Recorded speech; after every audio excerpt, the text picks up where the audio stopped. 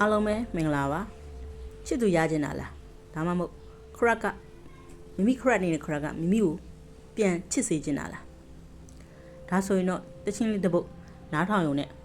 ချစ်သူရစေမှာဖြစ်တယ်လို့မိမိခရက်ကလေမိမိကိုပြန်ချစ်စေမှာဖြစ်ပါတယ်ဒီသချင်းကိုနားမထောင်ရင်အရင်ဦးဆုံးဘာလုပ်ရမလဲဆိုရင်ကိုယ်စိတ်ကိုဘာမှမတွေးဘဲနဲ့ဘာပူရင်စရာမှမတွေးဘဲနဲ့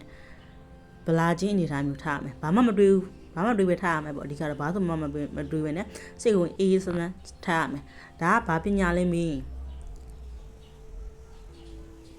law of attraction manifestation လုပ်တယ်ပေါ့ university နဲ့ချိတ်ဆက်တဲ့သဘောမျိုးပေါ့ကိုလိုချင်တာကိုဒီသချင်းသုံးပြီးတော့မကြည့်သချင်းသုံးပြီးတော့ကျွန်တော်တို့ကတောင်းခိုင်းတာမျိုးဖြစ်တယ်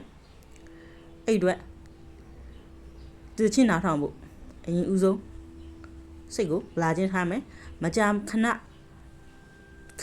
ဖွင့်ပြီးနားထောင်မယ်အေးစစ်စစ်ရှိတဲ့အချိန်မျိုးမှာပေါ့မကြာခဏဖွင့်ပြီးနားထောင်မယ်ဆိုရင်ချစ်သူလေးရားစီမှာဖြစ်တယ်လို့ခရက်ကလည်းမိမိကိုပြန်ချစ်စီမှာဖြစ်တယ်ချစ်သူလိုချင်တဲ့သူတွေကလည်းမော်ဆန်းဆန်း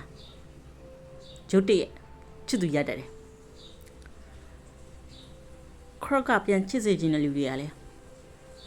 ခရက်ရဲ့အလေးပေးမှုကိုသိသိသာရရှိစေမှာပဲဖြစ်တယ်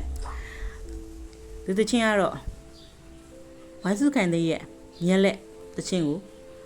ထက်ကနားထောင်ပြီးတော့ကြတော့အဆာသားအတိုင်းပဲကိုကသူ့အိမ်မထဲကိုသွားတဲ့ပုံစံမျိုးနဲ့သူ့နှလုံးသားကိုခိုးယူတဲ့ပုံစံမျိုးအဲ့သချင်းလေးအတိုင်းပဲမိမိခရက်နဲ့မိမိနဲ့ဖြစ်ပြနေလို့ဆိုပြီးခံစားကြည့်လိုက်ပါအဲ့လိုမကြာခဏပြုလုပ်ပေးမယ်ဆိုရင်ချစ်သူရခြင်းတဲ့သူကလည်းချစ်သူရလိမ့်မယ်ခရနဲ့အဆင်ပြေနေတဲ့သူကလည်းအဆင်ပြေလိမ့်မယ်ယုံကြီးပြုလုပ်ဖို့ပဲလိုတယ်ထူးပါလိမ့်မယ်အားလုံးပဲစင်ကြပါစေ